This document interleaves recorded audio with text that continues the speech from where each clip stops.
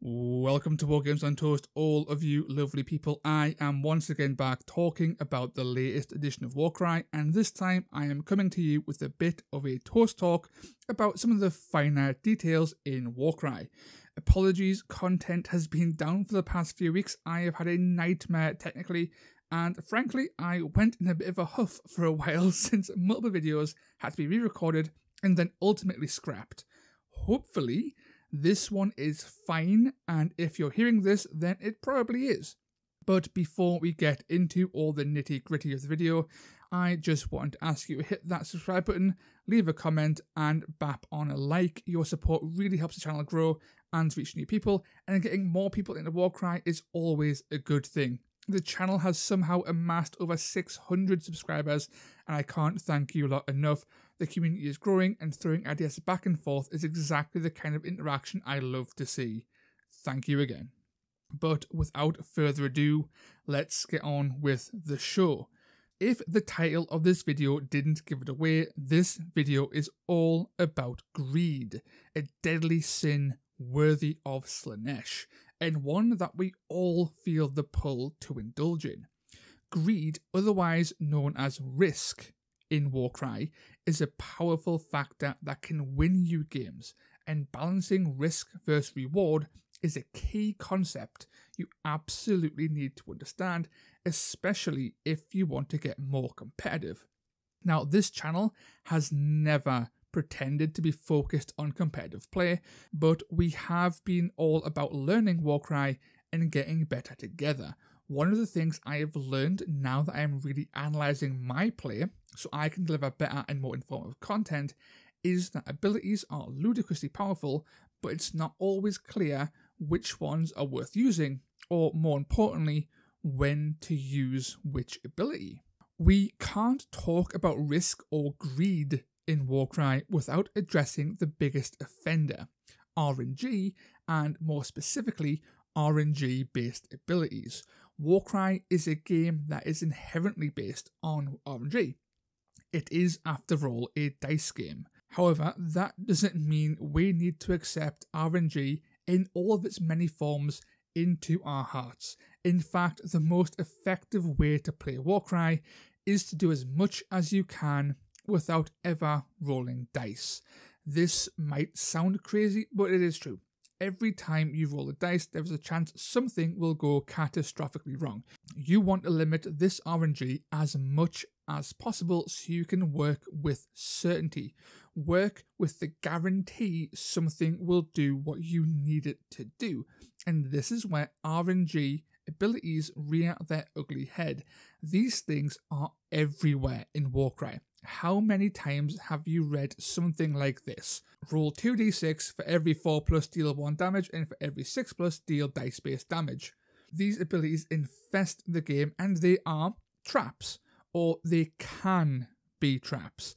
These operate on multiple levels of RNG that leads to all kinds of issues. Firstly, the power of this ability is tied to RNG. You will either do 1 damage, some damage, or no damage. Regardless of that outcome, you will still spend resources. Spending resources to get nothing is never a good thing. So where is the reward? Well, the reward comes from that some damage component. This some damage bit can go as high as 6. If it is based purely on the value of the ability dice being used, and this becomes rather tempting, and that's by design.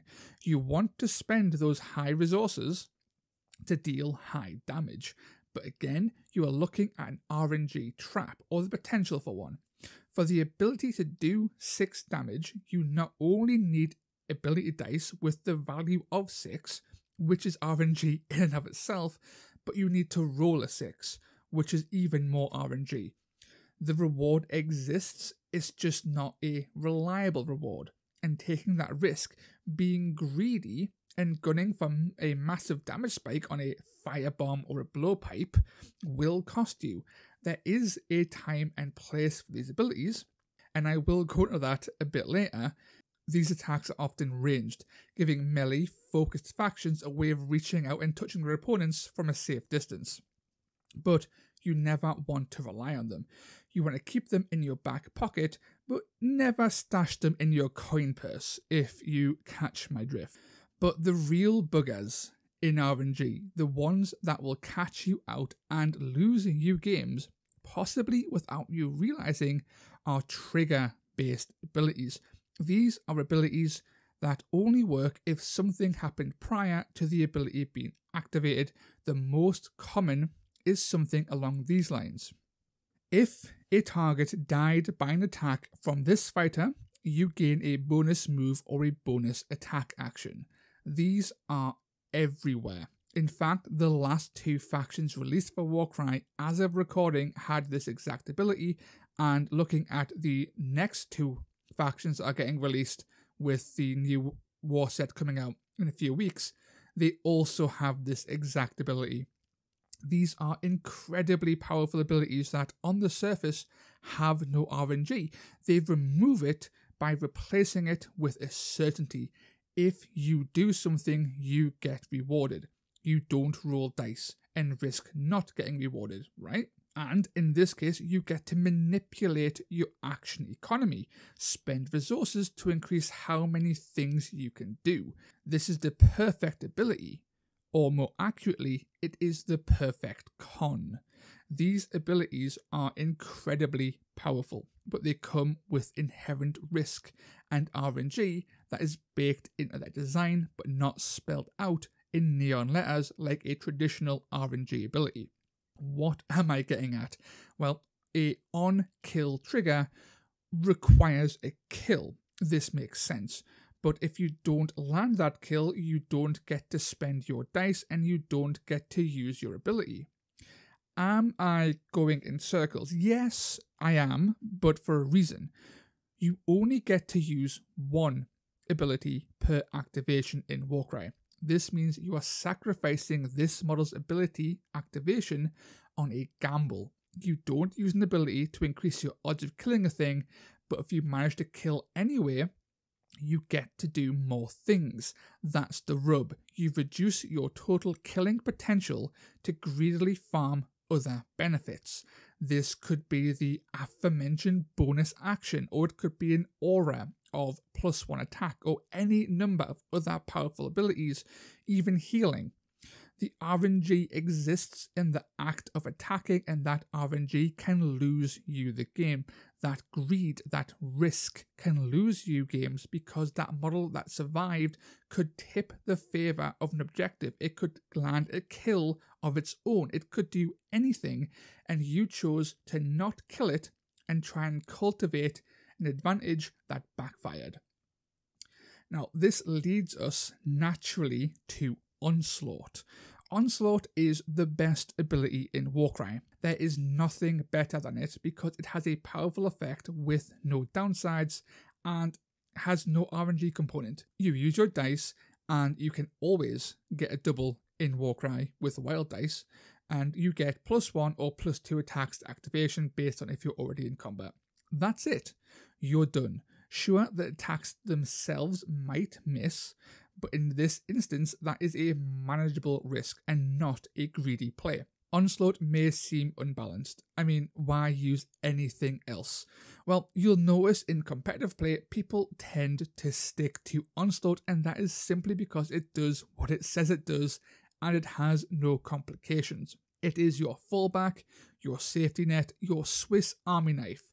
Onslaught is the ability you use when you want to be safe. Those other abilities we've mentioned are abilities you bring out in a pinch to solve a problem Onslaught can't. Let's look at Firebomb again, or Blowpipe, okay? Onslaught requires melee. If you can't get into melee, it does nothing. Firebomb is a ranged attack that can deal a lot of damage.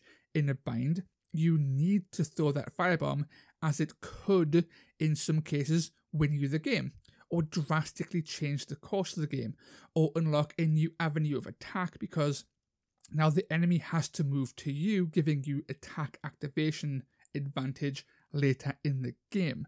The same applies to triggers. Onslaught might make you individually powerful and capable of killing reliably, but sometimes you need that bonus action to push beyond your limits. Sometimes you need those extra attacks on your warband to squeeze out as much damage as you can to secure a key objective. This is the joy of Warcry. Your abilities are a toolbox that you bring, and whilst you have your reliable wrench in Onslaught, sometimes you need that broken hammer your pa got you 17 years ago. Sometimes you just need a screwdriver. It's easy to say avoid risk, avoid RNG, and sure, that will improve your play. It simply will, because you'll be playing a game with more reliability. But to truly master your play, you need to apply risk. You need to get greedy, but at the right time. Bring the right tool for the right job. Square holes, square blocks, and all that. Now, the last part of this video is going to look at spending more to gain reliability. You will notice that most abilities I've been talking about are doubles. This is for a reason.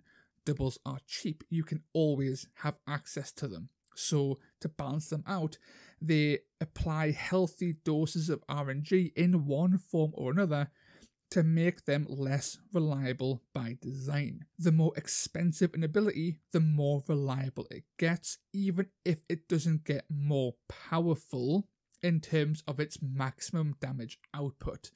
My favourite ability when playing Beasts of Chaos is actually Bestial Charge. In short, this ability does dice value damage when you end a move action next to an enemy, and this will naturally cap out at 6 damage, and it's a triple. It requires no dice roll to pull off. Its trigger is simple: move close to a thing and then headbutt it. The RNG comes from the ability dice itself, and that is far more malleable in reality thanks to wild dice. Guaranteed damage is always good. I know if I run my best to go 5 inches or 10 inches towards that weakened enemy, that enemy will die. Nothing I can do will prevent that. Nothing my opponent can do, probably, can prevent it either. I run up, they get hit by Bestial Charge, and they die. It's more reliable than any ability cheaper than it, including Onslaught. It's more powerful than if my best to go swung his axe. It's also so expensive that it could take up half of my abilities for that turn. It could take up to 100% of them. The takeaway here is that nothing in Warcry should be viewed in a vacuum. I am fully aware that my getting started videos are very much that. They are in a vacuum. This video is here to address that in some way, to point out that everything has value and everything comes with a price, whether that be your dice pool or RNG or even victory. You need to pay something in Warcry at all times, and being aware of that and using that knowledge to make better decisions whilst factoring in your toolbox will only make you a better player. That's all I have for you today. If you made it this far, thank you. Your support means the world. Please remember to leave a like, drop a comment, and hit that subscribe button.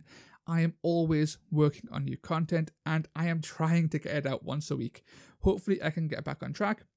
But in the meantime, do you agree with what I'm saying? Have I helped you understand Warcry a little bit better, or am I talking out of my arse? Let me know in the comments below. Until then, thanks for watching. Ta-ra.